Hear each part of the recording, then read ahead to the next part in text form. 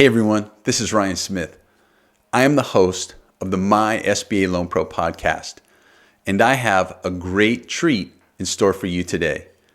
If you're involved in an M&A transaction and you're feeling a little uneasy about the other side, I'm going to introduce you to the person who can find out if they're telling you the truth or not. Andy Cox is the private investigator for Virtus Private Investigation Services. He combines his experience in financial services and police work to find the truth in your deal. I recommend that everyone who goes through an M&A transaction use his services just to make sure there's no funny business on the other side. Without any further ado, Andy Cox. A lot of times people aren't really telling you the truth. They may want to, but sometimes they kind of put up a facade. And kind of in a general sense, though, you realize that, I don't want to sound so jaded, but things aren't always as they appear.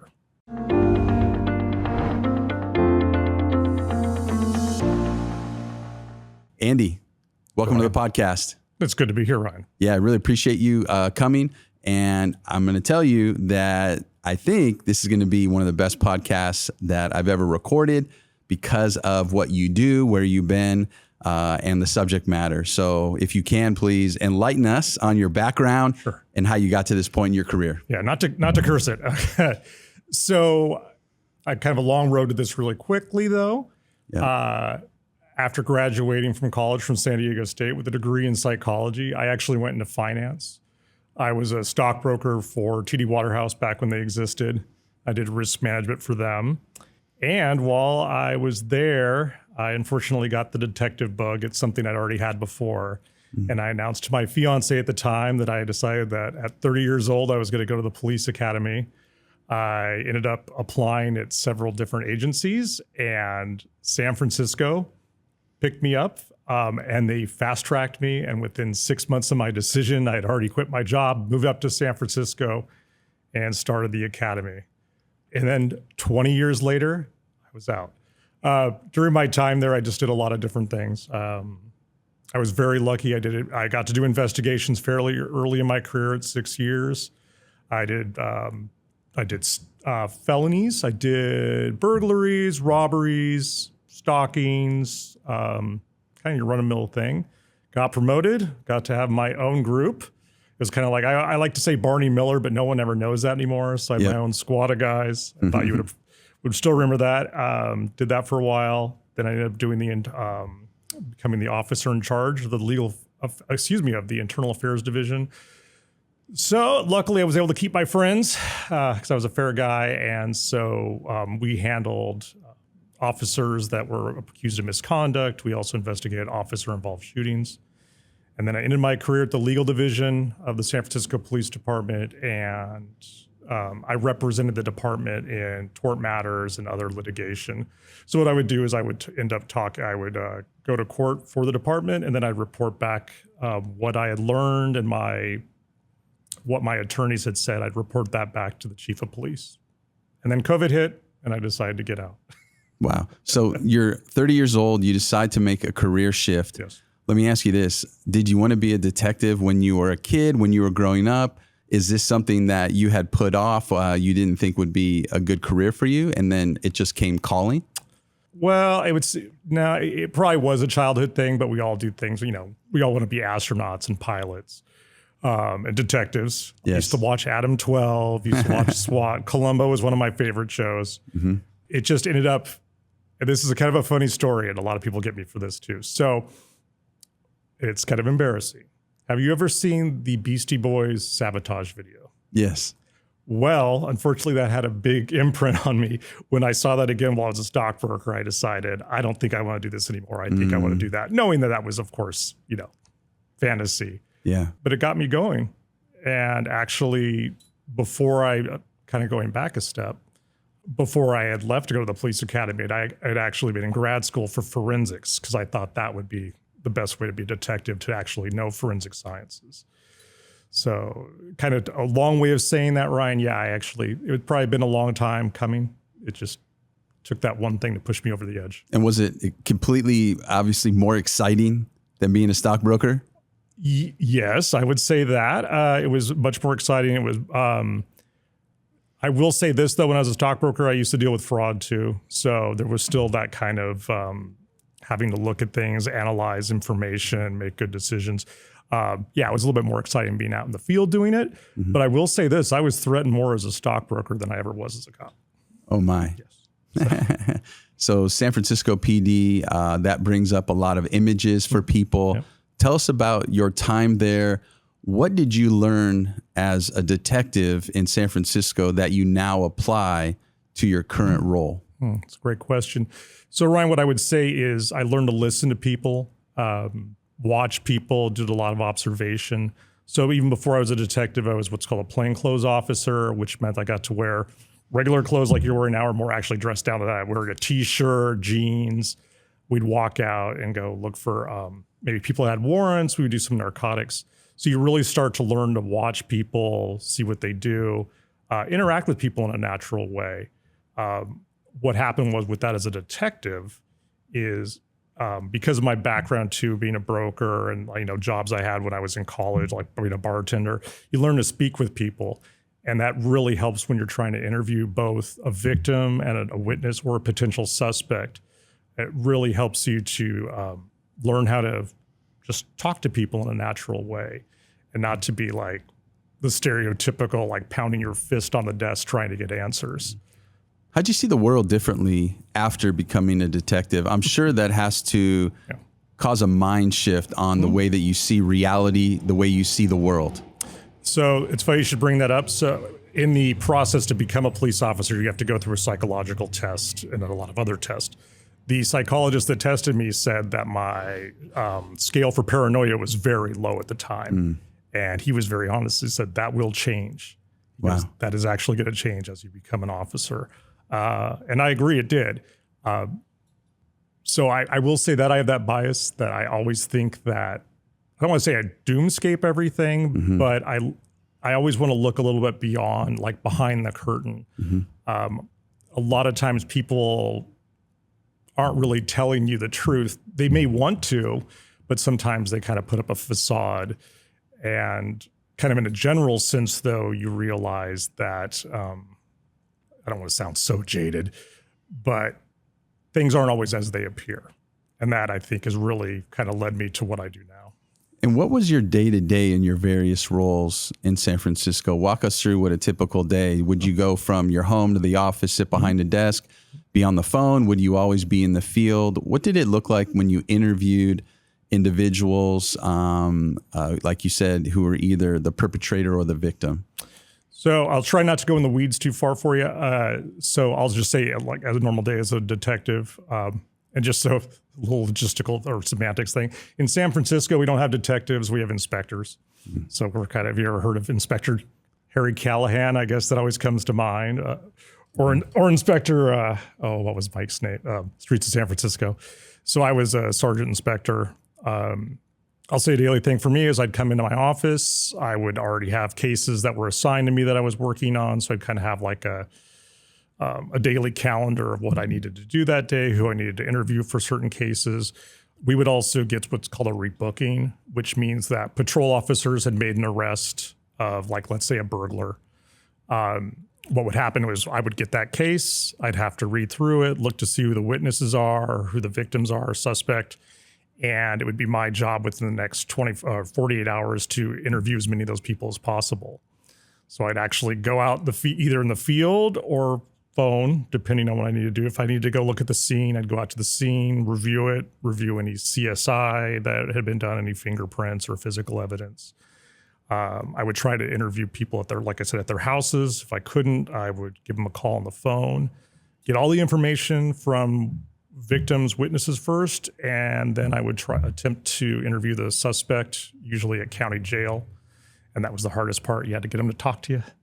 I actually liked that part. It was a little intimidating at times, but most of the time, I would say if you gave somebody a fair shake, they were willing to speak with you. It was very rare when somebody would actually just lawyer up or wouldn't talk to me at all. So I'd take care of that. I'd go and transcribe my notes, and most likely I'd have to go to the DA's office that day with the rebooking. And it's literally like, here's my case file. I'm going to tell you a story. And then you tell the DA that's there what you have, and they decide yay or nay if it's going to go forward. And then you kind of go on to the next thing. But it's continual like that. Every day is almost the same thing. Got it. And so is 20 years the limit? Was this an elective retirement, or do they require retirement at a certain point? So no, it wasn't. It was elective on my point. I had planned to stay 25 years. I was going to stay till I was 55. We're allowed to retire at age 50. And then you get your pension based upon how many years that you've served. So I actually I did as early as possible. I was 50 years old and I had 20 years of service. So I retired with good service. That was during COVID. So back in 2020, when COVID started at late, my wife and I started rethinking about what we wanted to do in life. We have 2 younger daughters that were getting ready to go to high school. I guess to take a step back, my wife is from San Diego. We both had talked about coming back when we retired. And it just so happened that at that time with COVID and our girls going to Zoom school, we thought this might be the best time to leave. And we did the financials. It worked out. And my daughters were actually good with it up until the time we left. But yeah, that's what made us come down here was COVID. And was it always a plan to go into private investigation? No, actually, Ryan, I took a year off, and then a friend of mine, who we both know actually, Siddharth Choker, I'll give him credit. He said I should become a fiduciary, and I did. So I actually studied. So I was a licensed private fiduciary. But at the same time, I realized that I can get my PI license, and it was a lot easier. Because I'd had so many hours of investigative work, I just had to take the test. So I actually did them concurrently. And as I did that, I realized that my passion still lied in actually figuring out the details. So I just kind of thought that was going to be something that was just going to be there kind of as a lark. And I decided to keep going with it. And I've found that my skill set has been very helpful to a lot of people. And seems to be, I don't want to say lacking, but there aren't a lot of people in San Diego that do what I do. So it just worked out. Yeah. So your background's fascinating, and you retiring, coming to San Diego. And now the reason why you're here is because you have a direct connection to the M&A industry, utilizing your background to perform due diligence on individuals engaged in M&A transactions. Correct. Individuals and the companies there. And the companies. And so now what I'd like you to do is take your background, bring us to present day, tell us what you're doing, the name of your company, and then we're going to start talking about the details of how you help individuals in an M&A transaction know who they're dealing with on the other side. Sure. I'm going to start with the easy one, which is hard. The name of my company is Virtus Investigative Services. We're at 221B Baker Street for the 21st century. We'll throw back there to Sherlock Holmes. What I do now as part of the suite of things I do is, as you said, due diligence. So what I end up doing is I work for both buyers and sellers of people in the small and mid-cap areas. And I'm usually approached because there's a question they have. There's something not right about the other party in the deal. And what I do is not the financials, but I do more of a deep background of the individuals who are in the C-suite or the owners or someone who's in charge. And then I do kind of a holistic approach of investigating the entire company to see if they are who they say they are. And what I've found is using my background for that is because I'm kind of a step away, I'm not emotional about it because I don't have any skin in the game for that, is that allows me to look at it very neutrally, I guess, and say, look, this is what I found about these people. Because I think that's an emotional time for somebody. If they're being bought out or they want to buy a company, it becomes very emotional. And I think sometimes we all tend to ignore the red flags we see that are sometimes striking us in the face. And that's where I come in to kind of filter that out for them and say, no, you should have trusted your gut. This actually is something wrong. But what I always do, and Ryan, is to make sure that the client gets a full picture, but they actually make the decision. I don't make a claim to know if it's going to work out for them. I just give them as much information as I can about the other party, and hopefully they'll make an educated decision because of that. So what are your sources? Where do you go? How do you find this information? Obviously, being a former inspector or detective, this is what you've always done. You're good at it, and you have the resources, and you know where to find this information. So where are you finding this information? What are you looking for when you're digging into someone's background? Okay. So it comes from a lot of places. When I was in law enforcement, we had, we had government records. We had CLETS, which is for California, NCIC, which is criminal system nationally, FBI. We had a lot of stuff. I don't have that anymore, which is good. I kind of miss it. But for the civilian investigator, there actually are quite a lot of databases. There's a lot of information out there. It's usually called OSINT. That's a big thing. It's been coming out now. It's open source information. Everything I find is public record. There is a little caveat. Some DMV records are not public record, but I have access to it due to my licensing and my credentialing and how I use it. But most of it is public record. I subscribe to several proprietary databases run by data brokers. And what they end up doing is they scour the internet and they scour, I don't want to say they web crawl, but they crawl around and they find records from court. They find records from different secretaries of state. They do records from real estate transactions. They just pull it all in. It's stuff that's out there. It's just a little bit easier to get. I have found that using a bevy of different data brokers is the best way to go because they all make mistakes and some of them seem to be better at getting some information than others. Like some are better for getting phone numbers, some are better for getting corporate records. So I use those. I also use a lot of free things out there, and for your viewers, like Open Corporates is probably one of the best free services to use. It's like looking at the entire world's Secretary of State. If you ever want to look up a corporation or an officer, they usually have the person there. It's free to use. You just type it in. It's like a Google search engine. That gets you to a point. And so what happens is I use a lot of those things. I use property records. I use there's some databases that use MLS data for real estate. I do a lot of, there's a lot of different things I use. I use some programs that do facial recognition on social media. So if I need to see if somebody's the same. So do you ever do stakeouts? Occasionally. I just did that yesterday, actually, but not for that. But I still do that. I still do some of the old fashioned work. And that's mostly when there is some question about a company's real front-facing office. If there's a real question of it in San Diego, I would actually go to the scene. I'd do what's called a site visit. I would actually look at the site to see if it looks like an operating office, if it looks like it's functioning, or if it's just a warehouse or mailboxes, et cetera, that serves tons of places. Got it. So I want to talk about your ideal client. Mm-hmm. So put yourself in the client seat. And then what I'd like you to do is talk about things you found. Okay. And have you ever researched your own client? Maybe you can't even answer that question. I can answer that. Yeah, that's fine. Actually, I'll go with that first. Yes, part of my contract is that I'm allowed to do due diligence on the person I'm working for. As a licensed private investigator in California, that's one of our duties. And that's kind of a side thing we could talk about later if you'd like. I don't want to get sidetracked, but it is important to do due diligence on the person.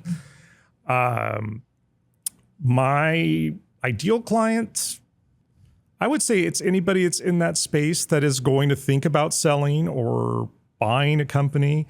I would usually say, and this isn't to limit it, but I would usually say it's people that already have had some kind of, they're going through the process and they just get that gut feeling that something doesn't seem quite right. Because I'll tell you, Ryan, that most of the time people ignore those feelings, and that's when they get into trouble. But I would say for the most part, the clients I have, they already know something's wrong. They just want to have confirmation, or they feel like they're being paranoid about it when they're not paranoid, they're just doing their job. So I think you're saying things to look for. So you have them, somebody's already had something going on. They think something's just a little bit off, but they can't figure it out. What I do, usually the red flags I look at is this person that's come to you like the business broker? That's the thing I'm learning about. And I have to admit, I'm still always learning, because you always have to be learning this business. There are certain things that look very odd to me that might be very commonplace in the business world, especially when it deals with business brokers. And what I've found over and over again, I hate to say that, and it's no knock on business brokers because I have friends that are business brokers, is a lot of times these people really, that's not what they do. But they're able to portray that in a digital world, saying that, oh yeah, I do this all the time. I work with multinational companies. I've done millions of dollars in transactions. But then when I go and look them up, I find out that they maybe made their website a year ago, and they just had their LLC 6 months ago. And they have no records for doing anything like that. And so, yeah, tell us about some of the things that you have found. Okay. So, and all the stuff's gonna be a little bit mixed up just because for confidentiality. Things I have found, an example is it was a deal that was going through. They were trying to buy, it was a transaction. It was a joint venture project in the tech industry. And what happened was there was the partner, the ones that they were getting off. I don't want to say it was an angel investor, but it was someone who offered quite a bit of money to help them achieve this goal, a joint goal. When that happened was they said, okay, we have this person who's acting as the liaison between us and the investor.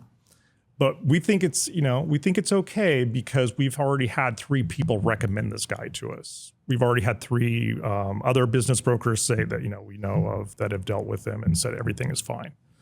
Like, okay, that's fine. One of my biggest fears about recommendations is that they're not real. You don't always know who you're dealing with. So just because you get a good recommendation from someone doesn't mean it's real. So I ended up first off investigating those people. And I found out all 3 of them had not. Maybe one of them had been in the business space before, but the other 2, one guy actually had a car rental business out in the South that he was doing. And that was like his main thing. He and his girlfriend did was they bought or they leased expensive high-end cars and then rented them out on Turo. And that was their business model. They had a couple LLCs. They used to mailboxes, et cetera, for most of their companies. I found out they lived in a small apartment. But when you looked at him online, he had his own funding company. He did a lot of hard money loans. He did, education. He was really big into educational loan refinancing. And I'm not saying he didn't do it.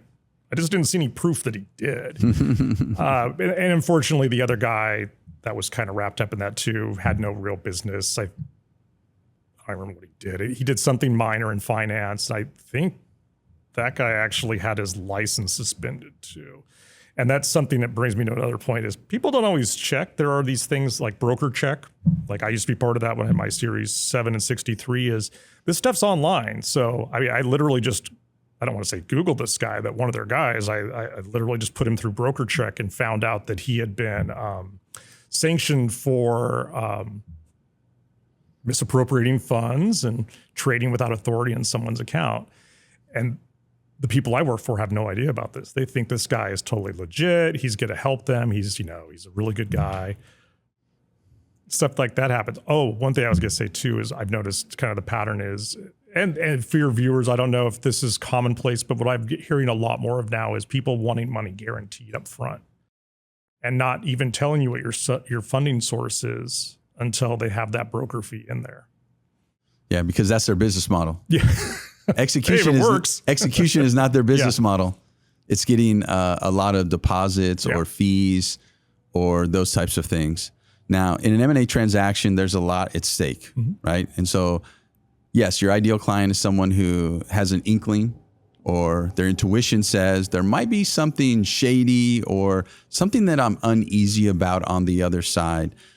What about people that are engaging in what we would call roll-ups, or they're buying several businesses?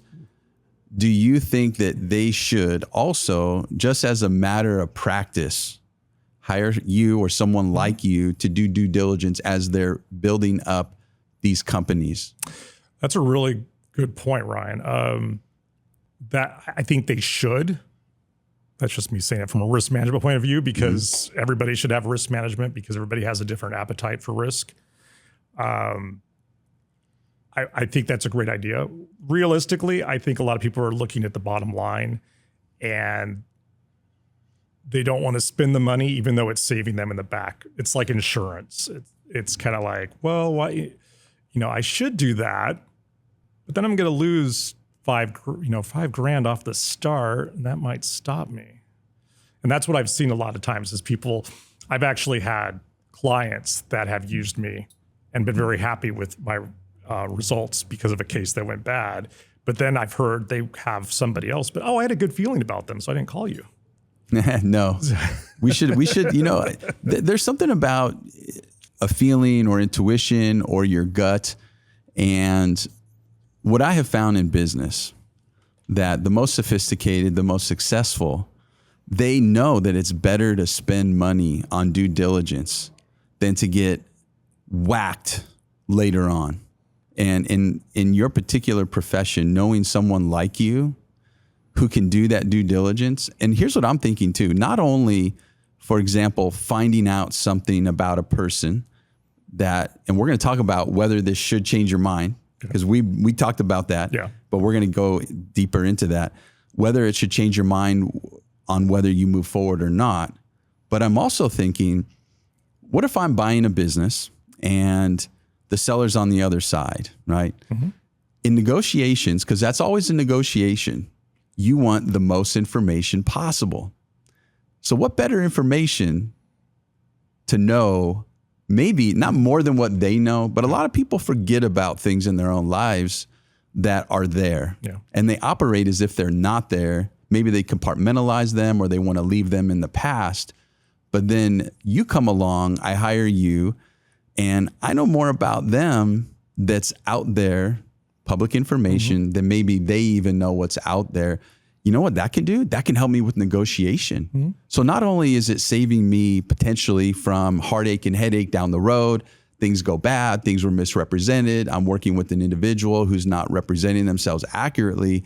What you're also doing is, in a way, you're helping me with my negotiations, because let's just say you find, and we talked about this too, that you find, hey, everything they said is accurate. This is an exemplary person. Great. Now I know who I'm dealing with. That makes me feel comfortable. That actually is going to influence the way I negotiate. Because if there's someone who's accurately representing themselves in every way, okay, I can maybe I can take them more at their word. As opposed to, you call me and you say, Ryan, this person sells cars and they don't have a lot and they're leasing cars and then renting it. You know what I mean? Like the scenario you gave. Because what I find is that the people that represent themselves as the most wealthy have the most going on. They have all these licenses, certifications. One of the biggest red flags to me is when someone says, I do this, and this, and this. And what that tells me is that they're not an expert. And if they could make money in doing one of those things, and they were so busy doing one of those things, they wouldn't be able to do any of the other things, which tells me they're really not good at any of the things that they say they're doing. So I think you finding information for me as a buyer not only is going to save me potentially down the road, but it's also going to help influence my negotiations for the better. And if I do find, for example, in the financials, and I want to say you do not do quality of earnings, you do non-financial due diligence. You're focusing on the person, you're focusing on the company, but you're not focusing on the P&L and the balance sheet, the tax returns, right? Correct. So if you give me information, and I know this person on the other end is lying to my face, but I go to the financials and I say, you know what? The company's overvalued. Mm-hmm. So I'm not going to pay that amount. When should I pull out my card and say, hey, seller, by the way, I know things about you that maybe you don't know about you, and that's giving me cause to step away from the table. I'm still interested. I still have my eyes wide open because I know what you've not told me, but your company's not worth this much. So let's make a deal here. Yeah. I'm going to overlook the things I know about you, but you're going to come down on your price, and I'm going to walk away and buy this business. What do you think about that happening? See, I think that's good. That actually brought up some good examples because I've had that that scenario. It's a good idea, and I think it is useful to go back on something. You don't even have to tell them how you know it. You just do it. And the times I've seen it, it's just been I've actually seen Zoom meetings because the client gave them to me to show. I have an example where these brokers kept saying, we have tons of references. We have great references. We've read great deals. And I go, okay, get some of them. Talk to these people. Find out who they are. Sure. They go and ask again. Can we have your references? Of course, I'll give it. We'll send them right over. No problem. They'll be happy to talk to you. Week later, are those references coming? We're going to get them for you. Don't worry about it. It's going to happen. And that was a bone of contention, I think, for them because it was bringing up things like you said. It was like they weren't being honest. They weren't being open. So that does occur. I think that is a valid thing. I have seen people try to explain it away, and I think that's great. I think that if you're in a situation like that and you're negotiating, as long as you can keep the people talking, that's what we do in interviews too. As long as someone's talking, I'm still going to get information out of you. I think as long as you guys are still talking, you have the information to give to them. Oh, I know this. What about this? I have found this out. What about this? That gives them a chance to respond to it. And you can also watch how they're responding to you. I had a case example where it's called a straw man, for people that don't know. So what happened was these people wanted to buy a company. It was a small company. These individuals wanted to buy it, but what they'd end up doing was using one person who was clean. So he was the straw man.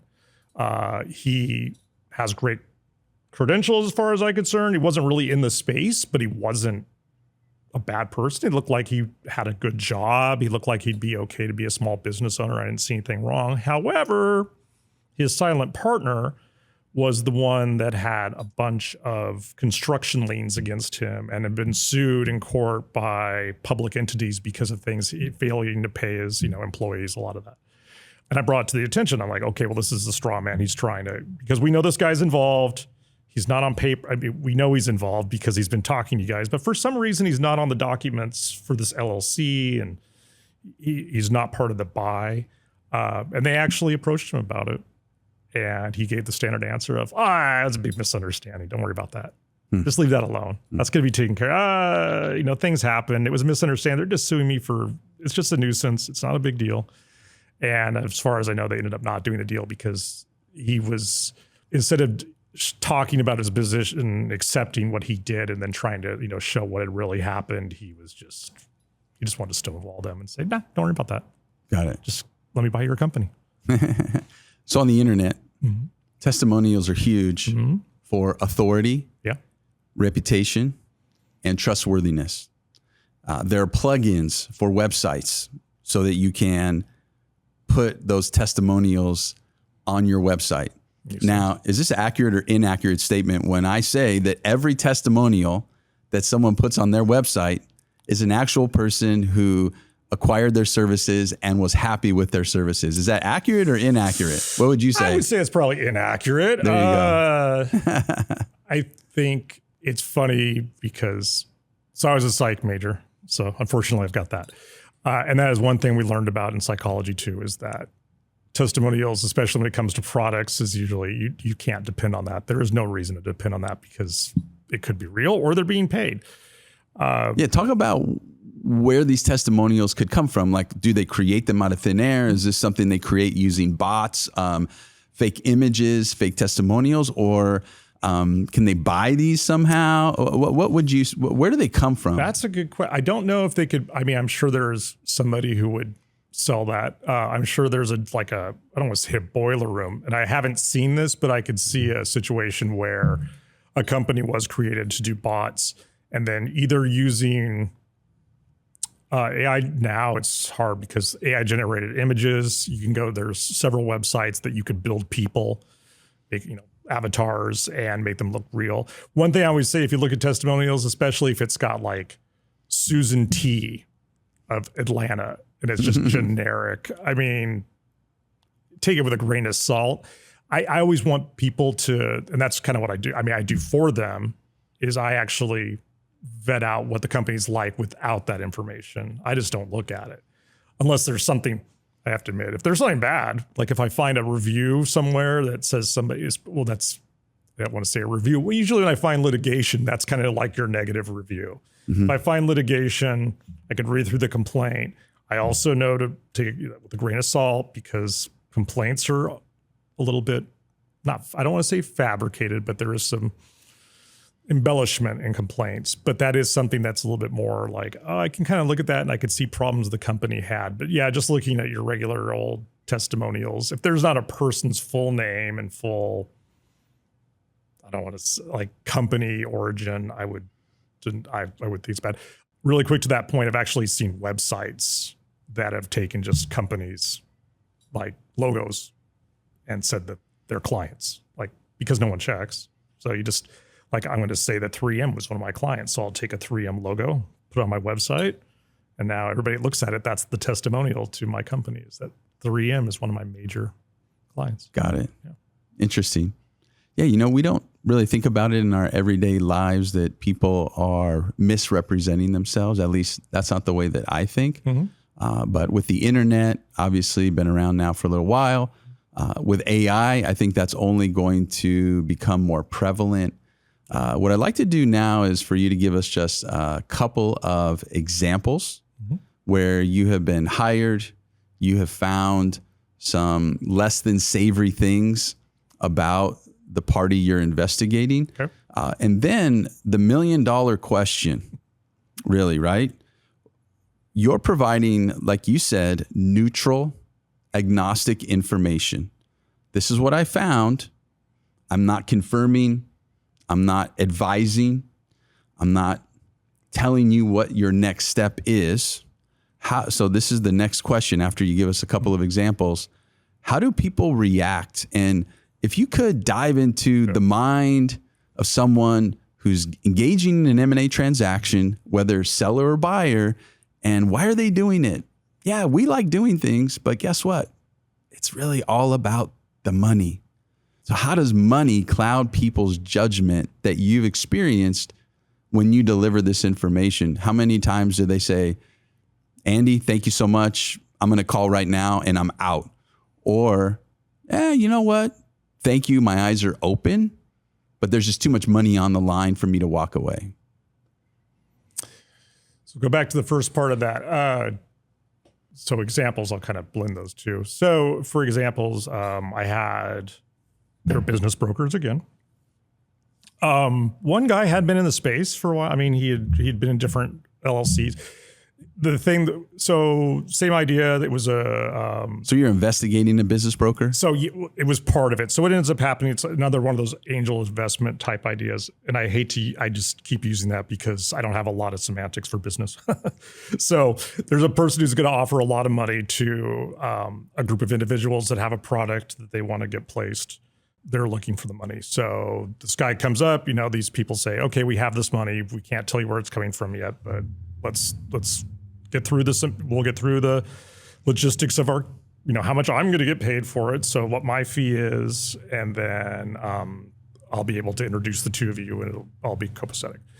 So while doing it, I realized this guy is involved in many, I don't want to say shell companies, but he's got a lot of LLCs, a lot of investment LLCs. Because you start seeing patterns, you'll see he was in these LLCs that all have the same names, which is kind of, so let's just say it's Acme Investments 1, Acme Investments 2, Acme Investments 3. And then the cast of characters was like usually him and maybe somebody else, but sometimes it was two people that were always together. So I was like, okay, maybe they're doing these things for a specific, like a family office. They're just creating specific LLCs for each of these families.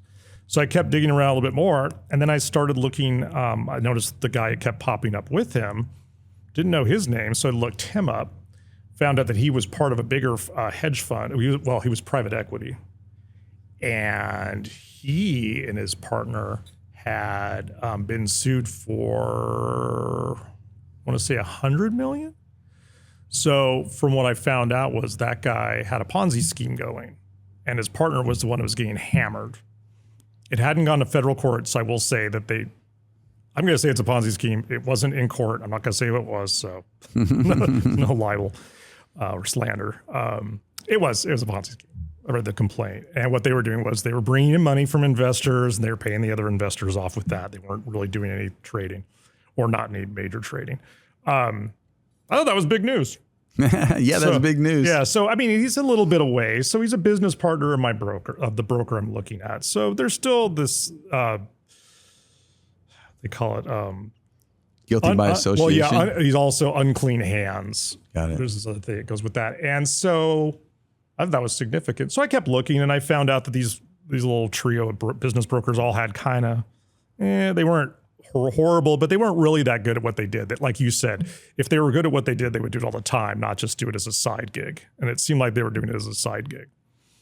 So this is kind of blending both. I brought it to the investors, or the C-suite that was looking at it. And I had one guy really go, yeah, but did he get charged? No, not as far as I know. No. And he goes, okay. So you're saying he's not a criminal though?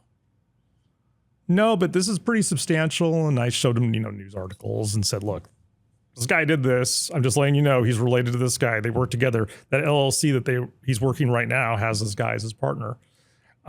He really can't even trade, or he shouldn't be doing certain things because of his, what's going on with his broker license. And I don't know if, to your point before, if it's a greed thing, or embarrassment. I think that comes up a lot too, and I'll expand on that in a second. But this guy really kind of fought me on it. Like, well, why do you think that's bad? Or why do you think that's bad for us? And I'm like, because it is. And it's like, well, people make mistakes. It's like, well, you don't know for sure he did that. I'm like, yeah, you're right. It hasn't gone to trial. It's still pending. But I'm just telling you, that's a big red flag. And it was like, yeah, well, I think we're okay with that. So I think to your point, I think and I don't want to say it, I think it could be the greed aspect because I see the money, and if it's tangible, I can take it. There's, like I said, the embarrassment because why didn't I see that? I should have realized this guy was a crook. Why am I, but it's too late now. And I hate to say this, and it's not to offend anybody in the business community, but I think there are times where some people's ethics, when it comes to that, a little bit more morally flexible. And I think sometimes I have stepped on people because the client I work for may have done something similar. And so when I bring it up to them, they're like, well, that's not a big deal. And they're okay with it. So that's why it's kind of to your point. That's why I give it to them, and they could do with it what they will. Mm-hmm. Interesting. So that you get the information, and like you said, everyone has their own prism in which they see the information that they're given. And you give the information, like you said, I think that's a big deal. And I think it's a big deal too. And it's because what's lurking around the corner when you're dealing with people like that, and people that aren't in the spotlight necessarily, who are engaging in certain business activities and who get discovered and get brought to court. You don't want to say, hey, they are guilty, but where there's smoke, there's fire. And whether or not someone's convicted in court, that's a whole nother story. Yeah. But, it's really interesting what you do as far as the due diligence, how you apply your background. And I love the way you say you give this information in a neutral fashion so the individuals can make the decision on their own. And what I'd like to do now is for you just to close us out. Okay. Talk to the person that's selling, buying. How should they treat the people on the other side? Not in person, but in how they view that individual in the transaction. And what do they need to protect themselves against? I bought a business, and I tell people when I speak with them, it's not for the faint of heart. Owning a business isn't for the faint of heart. A lot of people have this pie in the sky dream. I'll be my own boss. And I spoke with this individual the other day. He lives here in San Diego. He makes $135,000. And I said, why do you want to buy this business? And he said, I want to be my own boss. I said, okay, but the amount of money you're going to make is less than what you're making now. I said, and now what you get to do is you get to come home and put on the ball game and have dinner and wake up and do it again. When you're a business owner, you have to deal with the state of California. You have to pay sales tax. You have to pay income tax on that. You have to have an accountant, or you have to have a CPA. These government agencies are relentless. I get bills from the county of San Diego and the city of San Diego. Yep. I don't even know why they're bills, but believe me, if I don't pay them, it would be very bad. So I pay them. So people who think that, well, I'll buy a business, this will be fantastic. They don't really know if they haven't done their due diligence. And more than that, when you're working with the other side, I think what you do is very valuable. And I would actually tell anyone, and I'm going to actually include this in my repertoire of services that I recommend, that if you're going to get $1 million loan through the SBA, that's a lot of risk. And for most people, that's a huge risk. Some people are like, I come from private equity. I'm used to dealing with hundreds of millions of dollars, so $1 million isn't a big deal. But no one wants to lose $1 million. And especially defaulting on an SBA loan where your name goes into a database, which means you can't get tax refunds in the future. Which I look at. Which you look at. Which means you can't get another SBA loan, which means banks will look at you. So, that's a really big mark on a person's character. And so what you do for them gives them peace of mind. Because I do want to close this on a positive note. How often, this is really the final thought, when you're asked to perform due diligence on individuals or entities, how often do you find the negative side compared to, hey, you know what? This is a stand-up person. This is a good company. You can move forward with ease and optimism. Well, I hate to say that's a loaded question. I would say, and I hate to say it this way, I'm probably at about batting 900 when it comes to negative. Oh, no. But I think that's because that's kind of to your point before, is no one's bringing me in on the positive side. So usually when I'm brought in now, it's because there is a fear that something is going wrong, that they need to do as we were just, to say what we're talking about, due diligence, they realize they're kind of over their head and they need to do something. So yeah, I've actually never found anybody. I'm trying to think if I found anybody. I guess one, but it's sad to say. I think it's just the clients I get right now. One thing I would always tell people, like you were saying, when they're going to buy a business, is just go in with your eyes open. And I hate to say that I'm jaded, and I hate to say, assume they're lying, but ask questions. And I think in the world after COVID, that has become more difficult because people aren't meeting each other in person anymore. And a lot of people I've talked to that are doing these deals, I'll ask them, have you ever seen them before? And they'll say no. And I actually had a client where I asked, have you ever seen them on Zoom before? And they said no. They'd only talked to them through emails and phone calls. Oh my gosh. Later, they did end up seeing them in Zoom, but that's not unusual. I've had a lot of people deal with international clients. And so obviously Zoom is a much easier way to do it. But even in that, it's just, I've never spoken to them. I've just talked, I've been doing things through email. And to me, that's where I think there is a little bit of a disconnect for me. And I always want the business owners and the clients to educate me. Is that something you're even comfortable with normally? Because that seems very odd.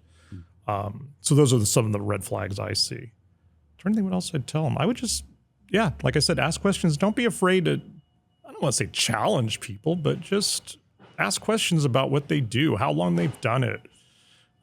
Like you said, kind of what you've done for me, like ask, what is this success story on their side, or what has their business done? Just something to get them actually talking about something that's real and could have happened versus just talking about the actual deal and just the numbers behind it.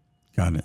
Well, Andy, thanks so much for coming. I really appreciate it. I know this is going to be high quality content for my viewers and listeners, and you have a great rest of the day. Thanks, Ryan. Thanks for having me.